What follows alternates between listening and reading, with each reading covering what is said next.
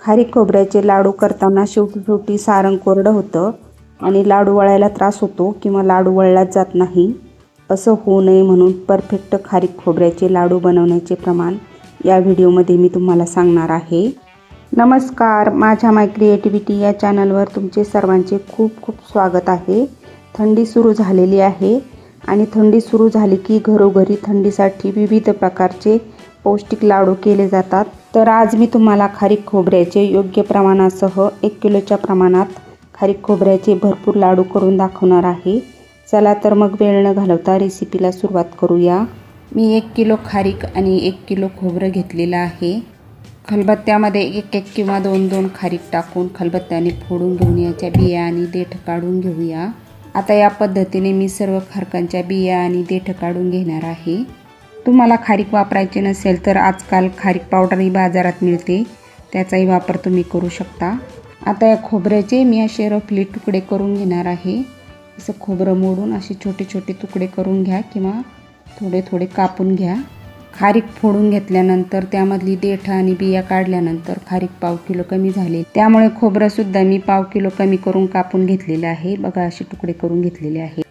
आता एक खारीक खोबरं मी चांगलं उन्हामध्ये सुकवून गिरणीमधून दळून आणणार आहे. खारीक खोबरं मी गिरणीमधून दळून आणलेलं आहे. तुम्ही मिक्सरमध्ये करणार असाल तर मी तुम्हाला सजेस्ट करेल, तुमचा मिक्सर चांगल्या ब्रँडचा आणि पॉवरफुल मोटरचा असेल तरच तुम्ही मिक्सरमध्ये याची पावडर तयार करा, नाहीतर मिक्सर तुटण्याची शक्यता असते. हे लाडू करण्यासाठी मी काही ड्रायफ्रूट्स घेतलेले आहेत. 100 ग्रॅम बदाम, 100 ग्रॅम काजू, 100 ग्रॅम अक्रोड, 100 ग्रॅम गोडंबी आणि 100 ग्रॅम डिंक घेतला आहे.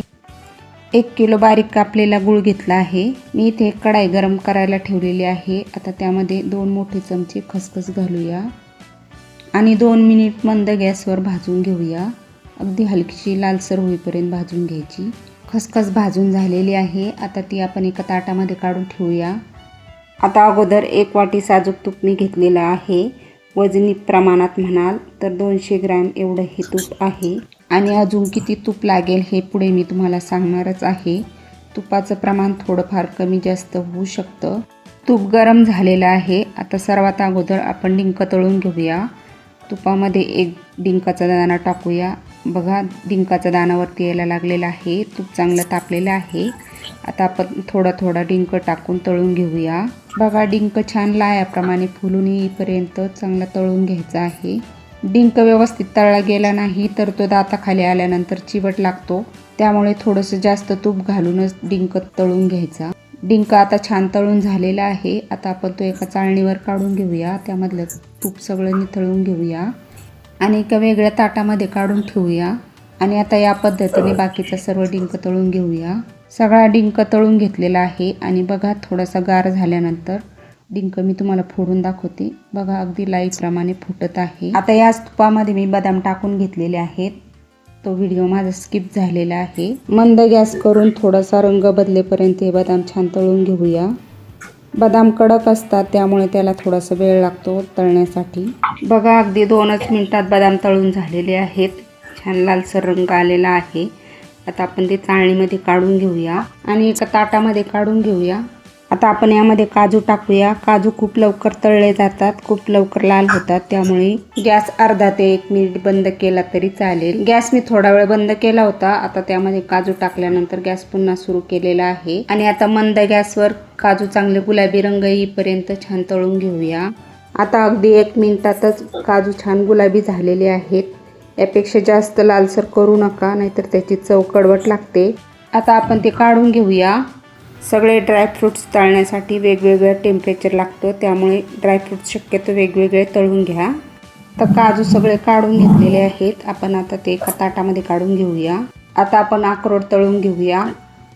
ड्रायफ्रूटचं प्रमाण तुम्ही तुमच्या आवडीप्रमाणे कमी जास्त करू शकता आणि यामध्ये अजून तुमच्या आवडीचे ड्रायफ्रूट्स घालू शकता. आणि आता हे अक्रोडसुद्धा 1 ते 2 मिनिट थोडासा रंग बदलेपर्यंत तळून घेऊया. अक्रोडचा रंग थोडासा बदललेला आहे. आता आपण हे अक्रोड काढून घेऊया.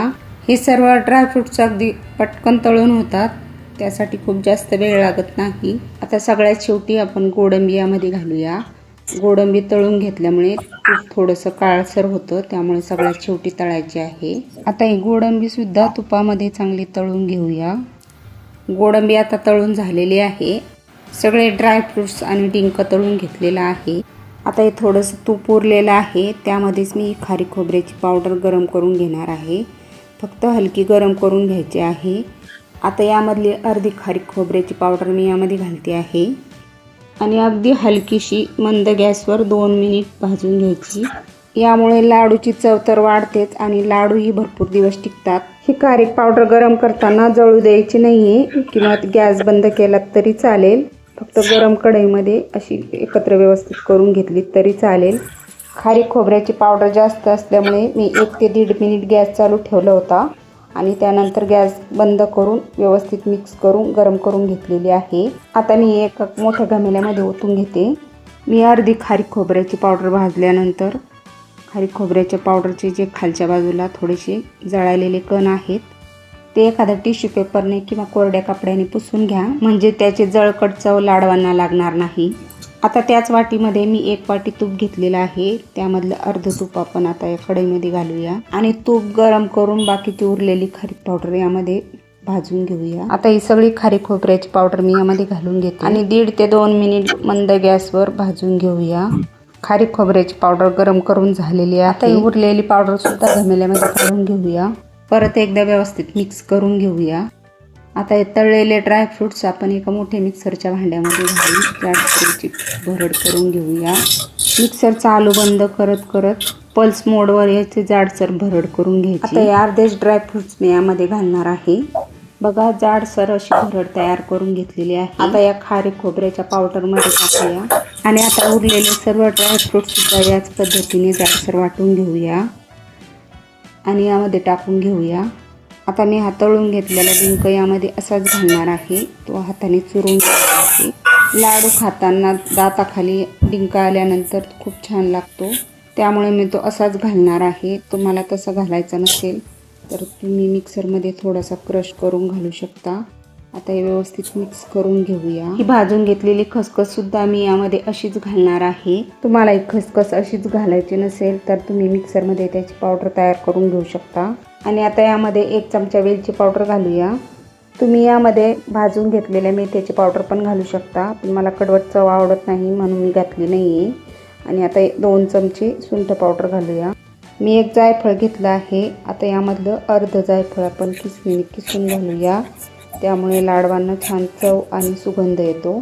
सर्व साहित्य यामध्ये टाकून झालेलं आहे. आता आपण हे सर्व व्यवस्थित मिक्स करून घेऊया आणि हाताने असं थोडं पसरवून ठेवूया. मी अगोदर 2 वाटी साजूक तूप घेतलं होतं, त्यामधलं अर्धी वाटी तूप उरलेलं आहे आणि आता आणखी त्यामध्ये अर्धी वाटी तूप टाकून घेतलेलं आहे. म्हणजे मी 2.5 वाटी तुपाचा वापर इथे केलेला आहे. वजनी प्रमाणात म्हणाल 500 ग्रॅम इतकं तूप मला लागलेलं आहे. आता हे सर्व तूप याकडे टाकून घेऊया. मी 1 किलो गूळ अगदी बारीक कापून घेतलेला आहे.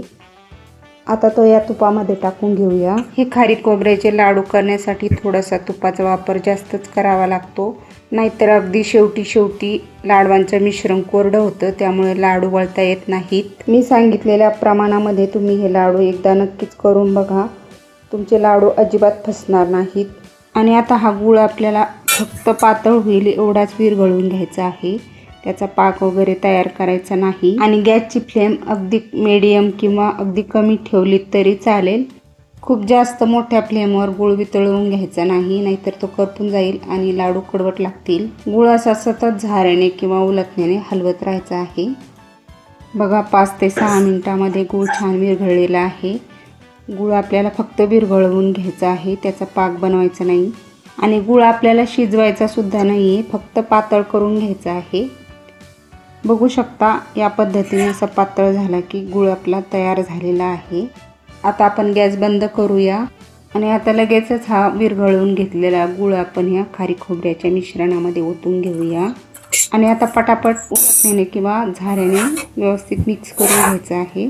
खूप गरम आहे, त्यामुळे हात घालू नका, नाहीतर हाताला चटका लागेल. पटापट अशा पद्धतीने खालून वर आणि वरून खाली अशा पद्धतीने व्यवस्थित मिक्स करून घ्यायचं आहे. आता या झाऱ्याला लागलेला गूळ आपण एखाद्या चमच्याने काढून घेऊया. हाताला सोसवेल एवढं मिश्रण गार झालं की आपण हातानेच यामधल्या सर्व गाठी फोडून घेऊया. आणि व्यवस्थित मिक्स करून घेऊया। हाताने असं सगळं व्यवस्थित एकजीव करून घेऊया आणि आता गरम असतानाच याचे लाडू तयार करून घेऊया। आता हे मिश्रण गरम असतानाच थोडं थोडं हातावर मिश्रण घ्यायचं आणि मध्यम आकाराचे लाडू वळून घ्यायचे। बघा अगदी लाडू सहज वळले जात आहेत आणि बघा एक लाडू तयार झालेला आहे आणि अगदी छान असा मऊसूत लाडू तयार झालेला आहे। थोडासा असा दाब देऊन घट्ट बांधून घ्यायचा म्हणजे तो सुटत नाही। बघा अगदी छान असा लाडू तयार झालेला आहे। आता याच पद्धतीने मी बाकीचे सर्व लाडू वळून घेणार आहे आणि बघू शकता आता शेवटचे एका लाडूचं मिश्रण उरलेलं आहे। अगदी हा शेवटचा लाडू वळेपर्यंत सुद्धा मिश्रण कोरडं झालेलं नाही आणि हे सर्व लाडू मी एकटीने वळले आहेत तरी सुद्धा मिश्रण कोरडं झालेलं नाही। बघा अगदी शेवटचा लाडू सुद्धा छान वळला गेला आहे आणि बघू शकता अतिशय सुंदर असे लाडू तयार झालेले आहेत। मी घेतलेल्या साहित्यामध्ये 75 ते 80 असे भरपूर लाडू तयार झालेले आहेत। अगदी खुसखुशीत आणि मऊसूत लाडू तयार झालेले आहेत। एक लाडू मी तुम्हाला फोडून दाखवते। बघा अगदी खुसखुशीत आणि मऊसूत झालेला आहे आणि पौष्टिक सुद्धा आहे। हे लाडू तुम्ही एखाद्या स्टीलच्या डब्यामध्ये भरून ठेवू शकता। हे लाडू महिना ते 2 महिने आरामशीर छान टिकतात। तुम्ही सुद्धा या थंडीमध्ये मी सांगितलेल्या पद्धतीने आणि मी सांगितलेल्या खास टिप्स वापरून हे खारीक खोबऱ्याचे लाडू नक्कीच करून बघा आणि तुम्हाला माझी ही रेसिपी कशी वाटली ते मला कमेंटद्वारे जरूर कळवा आणि तुम्हाला माझी ही रेसिपी आवडली असेल तर माझ्या चॅनलला लाईक, शेअर आणि सबस्क्राईब करायला विसरू नका। त्यामुळे माझे नवनवीन व्हिडिओ सर्वात अगोदर तुम्हाला बघायला मिळतील। धन्यवाद।